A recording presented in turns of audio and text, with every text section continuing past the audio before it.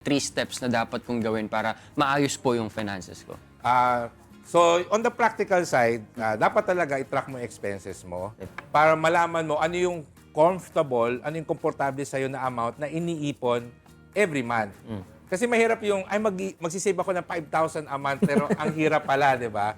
So, yun yung step 2, determine the amount of money na kaya mong isave every month na komportable ka. And then, number 3, yung nasisave mo every month, build your emergency fund through that. So, yung naiipon mo every month, hindi yung tipong pwede mong gastusin basta-basta, kaya ka nag-iipon kasi gusto mong ma-hit yung emergency fund na target mo. So, I think that's the first 3 steps na enough challenge for us para ma-secure kagad yung ating finances. Kasi after that, syempre, dapat may growth mindset. Ito naman, yun yung practical side. On the other side, importante kasi may growth mindset tayo. Kasi maraming pwedeng pag-aralan or kailangan pag-aralan pagdating sa money management. So, dapat hindi tayo tamad magbasa, manood ng videos about finances. Paano ba mag-invest? Ano ba importance ng insurance, etc. So, number 1, growth mindset. Number 2, very important, kailangan meron kang community or may mga kaibigan ka na willing mag-usap tungkol sa pera.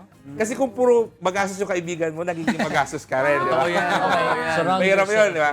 So, hindi ko naman sinasabi na wag mo na kausapin yung mga magagastos mong kaibigan. But sana meron ka ding grupo na nakakausap tungkol sa pera. And dyan papasok yung mga social media. For example na lang, sa Facebook, may mga Facebook groups or Facebook pages na nagpo-promote ng financial literacy.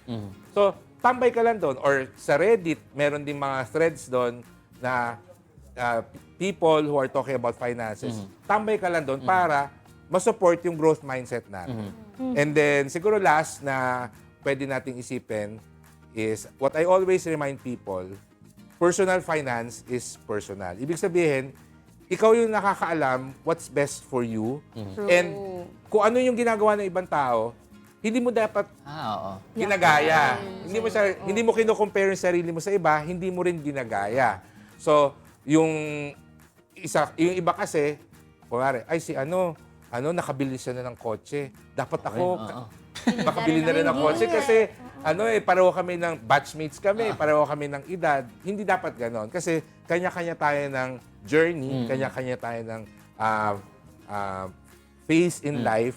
So, wag dapat natin i-compare yung kung anong meron tayo sa iba kasi kanya-kanya yan, personal yan. No?